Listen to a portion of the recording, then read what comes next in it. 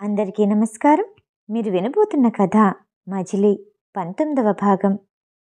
Rudra office నుండి లక్ష్మి బయటకొచ్చాక వర్షిత్ తన office దగ్గర దించేశాడు.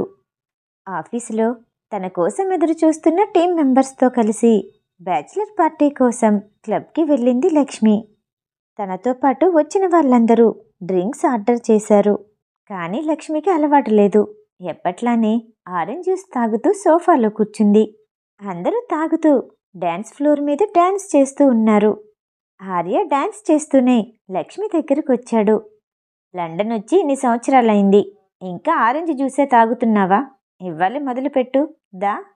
నవ్వుతూ లక్ష్మి చేతిని పట్టుకొని డ్యాన్స్ ఫ్లోర్ మీదకి తీసుకెళ్ళబోయాడు.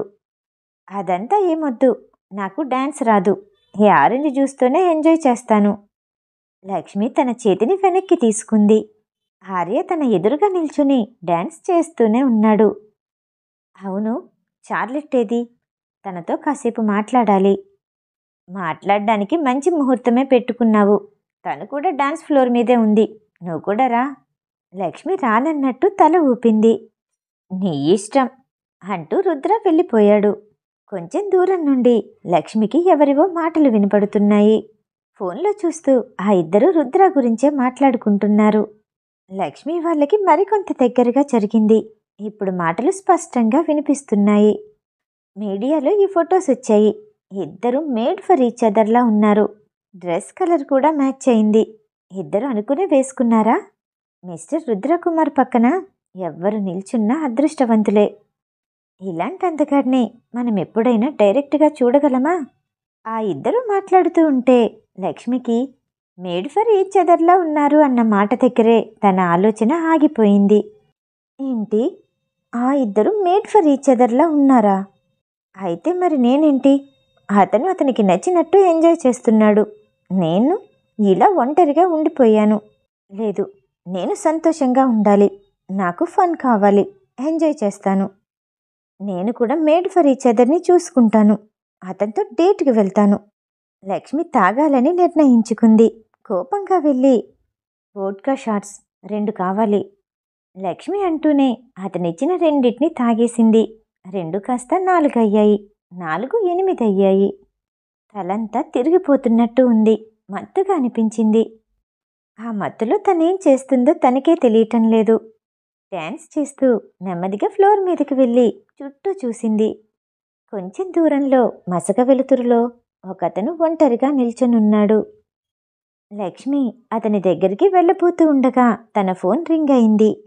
మత్తులో ఉన్నా సరే చేసింది రుద్ర అని గుర్తుపట్టింది. కాల్ పికప్ చేసి, నేను కూడా సంతోషంగా ఉన్నాను, ఎంజాయ్ చేస్తున్నాను, నేను ఒంటరిగా లేను. లక్ష్మి ఒక్కో పదాన్ని ఒత్తి పలుకుతూ ప్రతి అక్షరాన్ని కూడేస్తూ రుద్ర మాట వినకుండానే చెప్పింది. లక్కీ, తాగావా? రుద్ర అడిగాడు. నేను తాగుతాను, తాగను, నీకెందుకు? లక్ష్మి ఇందాక చూసిన అతని వైపు అడుగులు వేస్తూ ఫోన్లో మాట్లాడింది. నువ్వెప్పుడు క్లబ్లో ఈ టైం వరకు ఉండవు, త్వరగా ఇంటికి వెళ్ళు. రుద్ర కంగారు పడుతూ అన్నాడు.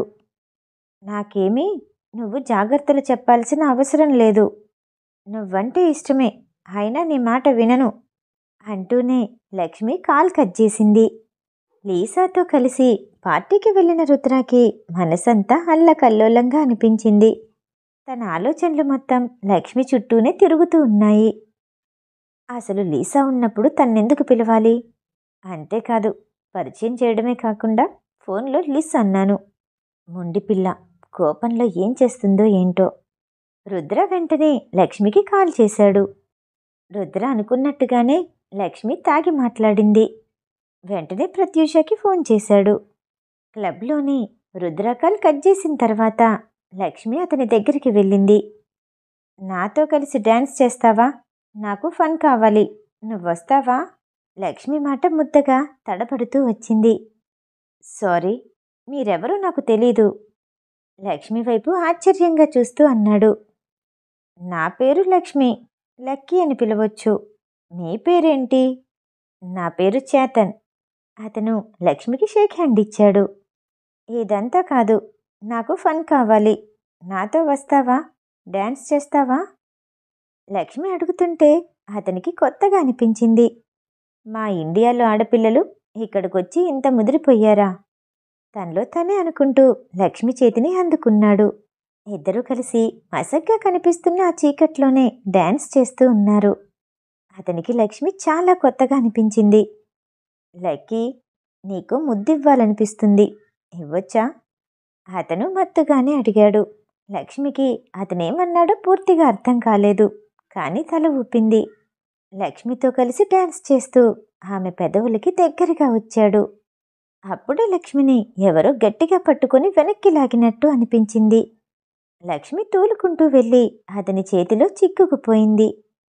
ఈ అమ్మాయి నాది. ఆమె ఒంటి మీద చెయ్యి వేశావంటే ఎందుకు బ్రతుకున్నావో ఆలోచించుకోవాల్సి వస్తుంది. లక్ష్మిని ఒక చేత్తో పట్టుకుని మరో చేత్తో వేలును చూపిస్తూ అతన్ని బెదిరించాడు రుద్ర. రిలాక్స్, ఆమె నాకు పర్మిషన్ ఇచ్చింది. చేతన్ కూడా కాస్త ఎక్కువగానే తాగాడు, కానీ ఏం జరుగుతుందో అర్థం చేసుకునే స్థితిలోనే ఉన్నాడు. నేనేమీ దాన్ని బలవంతం చేయలేదే. చేతన్ ఇంకా ఏదో చెప్పబోయాడు. అప్పటికే రుద్ర అతని కాలర్ పట్టుకుని ముందుకు లాగి చెంప మీద గట్టిగా కొట్టాడు. ఇదంతా మసగ్గా ఉన్న చీకట్లో జరుగుతుంది. గమనించేవాళ్ళు ఎవరూ లేరు. చేతన్ కింద పడిపోయాక లక్ష్మిని తీసుకుని బయటకు వచ్చేశాడు రుద్ర. నువ్వెందుకు నన్ను తీసుకొచ్చేస్తున్నావు? మనమిద్దరం కలిసి ఫన్ చేద్దాము. నేను వెళ్ళి డాన్స్ చెయ్యాలి, పదా. లక్ష్మికి అంతకుముందు ఏం జరిగిందో తెలీదు. కళ్ళు మూసుకుని మత్తులోనే ఉంది. తన్ని తీసుకుని బయటకొచ్చిన వ్యక్తి రుద్రాని కూడా గుర్తుపట్టే స్థితిలో లేదు. నీకు ఇంటికి వెళ్ళాక కావలసినంత ఫన్ దొరుకుతుంది. ముందు ఇంటికి వెళ్దాం పదా. రుద్ర ఆమె చేతిని పట్టుకుని ముందుకు లాక్కొచ్చాడు. లక్ష్మి వెంటనే ఆ చేతిని విడిపించుకొని, లేదు, నాకు ఇక్కడే ఫన్ కావాలి. నేను కూడా హ్యాపీగా ఉన్నాను అని ఆ మిస్టర్ డిమోన్కి చూపెట్టాలి. అతనే కాదు, నేను కూడా డేట్కి వెళ్తాను, సంతోషంగా ఉంటాను. లక్ష్మి తాగడానికి కారణం తనే అయినందుకు రుద్రకి బాధగా అనిపించింది. సరే, నాతో పాటు డాన్స్ చెయ్యాలి, అంతే కదా? అవును, డాన్స్ చెయ్యాలి, లక్ష్మి అంటూ పళ్ళు కనిపించేలా నవ్వింది. కొంచెం దూరంలో ఐస్ క్రీం బండి కనిపించింది. రుద్రాని వదిలేసి ఐస్ క్రీం బండి దగ్గరికి పరిగెట్టింది. తన్ని ఎవరైనా చూస్తున్నారేమోనని రుద్ర భయపడ్డాడు. చుట్టూ తిరిగి ఒకసారి చూశాడు. లక్ష్మి అప్పటికే 6 రకాల ఫ్లేవర్స్తో ఉన్న ఐస్ క్రీమ్స్ తీసుకుంది. రుద్ర వచ్చేసరికి లక్ష్మి ఐస్ క్రీమ్స్తో పక్కనే ఉన్న బెంచ్ మీద కూర్చుంది. రుద్ర ఐస్ క్రీమ్స్ అమ్మే ఆమెకి డబ్బులిచ్చాడు. సార్, మీరు రుద్రకుమార్ గారు కదూ? ఐస్ క్రీమ్స్ అమ్మే అమ్మాయి గుర్తుపట్టి రుద్రాని అడిగింది. అవును అన్నట్టు తల ఊపాడు. మీకు కూడా గర్ల్ ఫ్రెండ్ ఉందా? ఆమె ఆశ్చర్యంగా చూస్తూ అంది. జస్ట్ ఫ్రెండ్, అంతే, రుద్ర చెప్పాడు. సార్, మిమ్మల్ని ఇలా చూడటం ఇదే మొదటిసారి. ఒక సెల్ఫీ ప్లీజ్. ఆమె రుద్రాని అభ్యర్థనగా అడిగింది. తప్పకుండా, ఇదేం ప్రాబ్లం కాదు. రుద్ర చెప్పగానే ఆమె సెల్ఫీ తీసుకుని వెళ్ళిపోయింది. రుద్ర లక్ష్మి వైపు వెళ్ళి బెంచికి మరో చివర కూర్చున్నాడు. అతన్ని చూడగానే ఇవన్నీ నాకు అంటూ ఐస్ క్రీమ్స్ పట్టుకొని రుద్రకి వీపు కనిపించేలా కూర్చుంది. అతను చిన్నగా నవ్వుకున్నాడు. లక్ష్మి అన్ని ఫ్లేవర్స్ కలిపి ఒకేసారి తినేసింది. తింటం పూర్తయ్యాక రుద్ర వైపు తిరిగి, ఇప్పుడు నాకు ఫన్ కావాలి, ఇంటికి వెళ్దామా అంటూ లెగిసి నిల్చుంది. రుద్ర లెగిసి లక్ష్మి దగ్గరకొచ్చాడు. ఆమె బుగ్గకి పెదవికి ఐస్ క్రీం అంటుకునుంది. రుద్రకి చిన్న పిల్లలా అనిపించింది. కర్చీఫ్ కోసం పాకెట్లో చేపెట్టాడు, కనిపించలేదు. అరచేత్తోనే బుగ్గ మీద తుడిచి బొటనవేలుతో పెదవులకి అంటిన ఐస్ క్రీంని తుడిచాడు. ఆ పెదవులు చూసిన ప్రతిసారి అందుకోవాలని ఎన్నోసార్లు అనిపించింది. ప్రతిసారి ఆ నవ్వును చూస్తూ ఉండిపోయేవాడు. ఇప్పుడు తాకే అవకాశం వచ్చేసరికి ఒళ్ళంతా కంపించినట్టు అనిపించింది. నాకు ఫన్ కావాలి అంటూ కింద పడిపోయింది లక్ష్మి. రుద్ర ఎత్తుకుని తీసుకెళ్లి కార్లో కూర్చోపెట్టాడు. ఇంటికి చేరుకోగానే తన రూంలోకి తీసుకెళ్లి మంచం మీద కూర్చోపెట్టి ఆమెకి తినటానికి యాపిల్స్ 2 కట్ చేసి మంచినీళ్లు పట్టుకుని వచ్చాడు. నాకు ఫన్ కావాలి, డాన్స్ వెయ్యాలి, ఇవన్నీ వద్దు. లక్ష్మి గారాలు పోతూ అంది. తన చేతిలో ఉన్న ప్లేట్ని, వాటర్ బాటిల్ని పక్కనే ఉన్న టేబుల్ మీద పెట్టాడు రుద్ర. ఇప్పుడు నువ్వు నాతో డాన్స్ చెయ్యాలి, అంతే కదా అంటూ ఆమె చేతిని తీసుకుని భుజం మీద పెట్టుకుని రుద్ర ఆమె నడుం చుట్టూ చేయి వేసి మరో చేతిని ఆమె చేతి వేళ్లతో బంధించాడు. లక్ష్మి మొదట్లో 2 సార్లు కింద పడిపోబోయింది. రుద్ర ఆమె నడుముని గట్టిగా పట్టుకుని దగ్గరికి లాక్కున్నాడు. నాకు నువ్వెవరో తెలుసు. ఈ బాడీ స్ప్రే నీదే. ఇది నీ ఒంటి మీద పడ్డప్పుడు మాత్రమే ఈ స్మెల్ ఇంత అద్భుతంగా ఉంటుంది. నువ్వు మిస్టర్ డిమోన్. లక్ష్మి చిన్నగా డాన్స్ చేస్తూనే అతని కళ్ళల్లోకి చూస్తూ అంది. రుద్ర ఏమీ మాట్లాడలేదు. లక్ష్మి అంత దగ్గరగా ఉండి తన కళ్ళల్లోకి చూస్తూ మాట్లాడుతుంటే ఆమె మాటలు చెవిని మాత్రమే తాకుతున్నాయి. అయితే నీకు లీసాతో ఫన్ వద్దు, నాతో కావాలా? మధ్యలోనే నవ్వుతూ అంది లక్ష్మి. నీకోసమే వచ్చాను. రుద్ర లక్ష్మి మొహాన్ని మొత్తం గమనిస్తూ అన్నాడు. మరి నన్ను జాగ్రత్తగా చూసుకుంటావా, నన్ను ఏడిపించకుండా? రుద్ర తల ఊపాడు. రుద్ర డాన్స్ చేయటం ఆపేసి చేత్తో ఆమె బుగ్గల్ని పట్టుకుని దగ్గరికి తీసుకున్నాడు. లక్ష్మి సన్నని నడుము అతని చేతిలో ఇరుక్కుపోయింది. లేత గులాబీ రంగులో ఉన్న ఆ పెదవుల్ని చూస్తుంటే తన మతిపోయినట్టు అనిపించింది. ఆ సమయంలో ఒంటరిగా ఉన్న నిశ్శబ్దం వేళ ఆ పెదవుల్ని అందుకోవాలని, వాటి రుచి చూడాలని రుద్రకి బలంగా అనిపించింది. తనకొచ్చే ఆలోచనని పక్కన పెట్టి మనసు చెప్పే మాటని వినటం మొదలుపెట్టాడు. వెంటనే తన పెదవులు ఆమె పెదవుల్ని అందుకున్నాయి. మొదట కొంచెంగా వోడ్కా రుచి తగిలింది. ఆ తరువాత మెత్తగా అందులోని తీపిని మొత్తం తనే తాగుతున్నట్టు అనిపించింది. లక్ష్మి వ్యతిరేకించలేదు. పైగా ఆమె చేతి వేళ్ళని అతని తల వెనక జుట్టులోకి పోనిస్తూ మరింత దగ్గరికి తీసుకుంది. రుద్ర ఒళ్ళంతా వేడెక్కింది. లక్ష్మిని మొత్తం తనలో కలిపేసుకోవాలి అనిపించింది. Mister Damon. ఆ పిలుపులో కోపం లేదు, గతంలోలా పిలిచినట్టు అనిపించింది. కాని రుద్ర ఆ పిలుపుతో స్పృహలోకొచ్చాడు. అప్పటికే ఆమెతో ముద్దుగాడతలో బందీ అయిపోయి ఉన్నాడు. ఆ సున్నితమైన పెదవుల్ని విడిచిపెట్టాలని అస్సలనిపించలేదు. చాలా కష్టంగా లక్ష్మికి దూరంగా జరిగాడు. లక్ష్మి గట్టిగా ఊపిరి తీస్తూ మంచం మీద వాలిపోయింది. తనకి ఎదురుగా కూర్చొని లక్ష్మి మొహాన్ని చాలాసేపు చూశాడు. ఇండియా నుండి నాకోసమే వచ్చావా? ప్రేమిస్తున్నాను అని వెంటపడుతుంటే తప్పించుకుని తిరుగుతున్నాను. నాకు భయంగా ఉంది. నాకులాంటి వాళ్ళని ప్రేమిస్తారా? గతంలోలా మళ్ళీ జరిగితే తట్టుకునే శక్తి నాకు లేదు. రుద్ర లక్ష్మి మొహం మీద వెంట్రుకల్ని తన చెవి వెనక్కి సర్ది నుదుటి మీద ముద్దిచ్చాడు. వెంటనే చన్నీళ్లతో స్నానం చెయ్యాలి, లేదంటే ఈ వేడి తగ్గదు. నవ్వుతూ లక్ష్మిని చూస్తూ బాత్రూంలోకి వెళ్ళిపోయాడు. చాలాసేపటి చన్నీటి స్నానం అయ్యాక కానీ బాత్రూం నుండి బయటికి రాలేదు రుద్ర. నైట్ డ్రెస్ వేసుకొని లక్ష్మి పక్కనే మంచానికి మరోవైపు పడుకున్నాడు. లక్ష్మిని చూస్తూనే నిద్రపోయాడు. ఉదయం వరకు అతనికి మెలకువ రాలేదు. ప్రశాంతంగా నిద్ర పట్టింది. ఎలాంటి కల రాలేదు. మధ్యరాత్రిలో ఒకసారి లక్ష్మి పరిగెత్తుకుంటూ వాష్రూంలోకి వెళ్ళి వామిటింగ్ చేసుకుని వచ్చింది. ఉదయం రుద్ర నిద్ర లేచేసరికి లక్ష్మి అతని ఛాతి మీద తలపెట్టి కాలు చెయ్యి మీద వేసి పడుకునుంది. ఆమె చేతినందుకుని ముద్దిచ్చి నెమ్మదిగా పక్కకి జరిపి పడుకోపెట్టాడు. ఆ తర్వాత ఫ్రెషప్ అయ్యి వెంటనే జిమ్కి వెళ్ళిపోయాడు. లక్ష్మికి మెలకువ వచ్చేసరికి తలంతా నొప్పిగా అనిపించింది.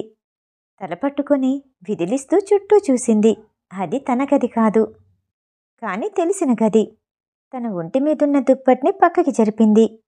తను వేసుకున్న ప్యాంటు లేకుండా కాళ్ళు మాత్రమే కనిపించాయి. భయపడుతూ ఒంటి మీద చూసుకుంది.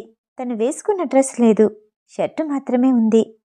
ఆ షర్ట్ ఎవరిదో గుర్తుపట్టగలిగింది. అప్పుడే లేచావా?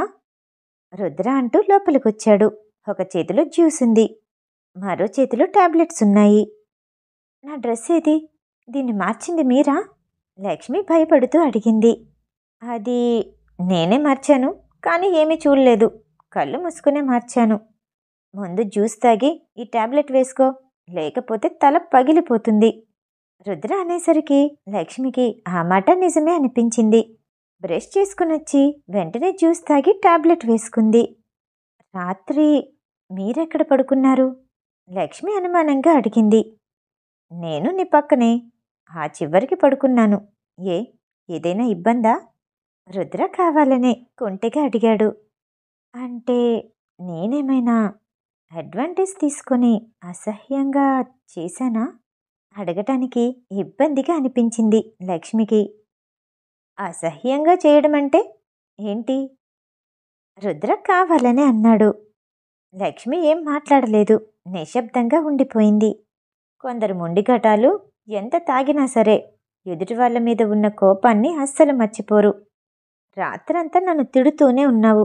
ఇంకా ఏదైనా చేసే అవకాశం కూడానా? రుద్ర చెప్పేసరికి లక్ష్మికి మనశ్శాంతిగా అనిపించింది. ఇంకా నేనింటికి వెళ్ళాలి. లక్ష్మి అంటూనే మంచం మీద నుండి లేవబోయింది. నీకు కొంచెంసేపు రెస్ట్ అవసరం. అప్పుడే బయటికి వెళ్ళలేవు. రుద్ర చెప్తూనే ఉన్నాడు. లక్ష్మి మంచం మీద నుండి లెగిసి 4 అడుగులు వేసి తూలిపోయింది. రుద్ర ఒక్క అడుగులో దగ్గరకొచ్చి ఆమె కింద పడకుండా పట్టుకున్నాడు. నేను వెళ్ళగలను. మీ హెల్ప్ నాకేమీ అవసరం లేదు. కింద పడినా మళ్ళీ లెగుస్తాను అంటూ రుద్రని పక్కకి తోసి తనే కావాలని కింద పడిపోయింది. రుద్రకి చిత్రంగా అనిపించింది. లక్ష్మి తనకి తానుగా మళ్ళీ లెగిసి తలుపు దగ్గరికి రాబోయింది. నీకోసం డ్రెస్ తెప్పించాను. ప్యాంటు లేకుండా వెళ్తే బాగోదేమో, ఆలోచించు తనలో తానే నవ్వుకుంటూ అన్నాడు రుద్ర. లక్ష్మి వెనక్కి తిరిగి చూసేసరికి మొహంలో ఏ భావం లేకుండా నిల్చున్నాడు. ఎక్కడుంది? లక్ష్మి అడిగింది. బాత్రూంలో ఉంది. రుద్ర కళ్ళతోనే చూపించాడు. లక్ష్మి ఆ డ్రెస్ వేసుకుని 5 నిమిషాల్లో బయటకొచ్చింది. ఈ డ్రెస్ కొన్నందుకు డబ్బులు మీకు వెంటనే ఇచ్చేస్తాను. లక్ష్మి చెప్తూ బయటికి నడిచింది. అవసరం లేదు. మీకు నాకు మధ్య ఏం సంబంధం ఉందని మీకు ఇవ్వకుండా ఉండటానికి నేను ఇస్తాను. మనిద్దరి మధ్య ఉన్న సంబంధం మీరు బాస్, నేను ఎంప్లాయ్ అంతే. మొండిగా చెప్తూ మెట్లు దిగి కిందకి నడిచింది. స్టీఫెన్ రెడీగా ఉన్నాడు. నిన్ను డ్రాప్ చేస్తాడు. లక్ష్మి మాటల్ని పట్టించుకోకుండా రుద్ర నవ్వుతూ అన్నాడు. మిగతా కథ తరువాయి భాగంలో. ఈ కథ వింటం మీకు నచ్చినట్టయితే లైక్ చేసి సబ్స్క్రైబ్ చేయండి. మళ్ళీ రేపు కలుద్దాం. నమస్తే.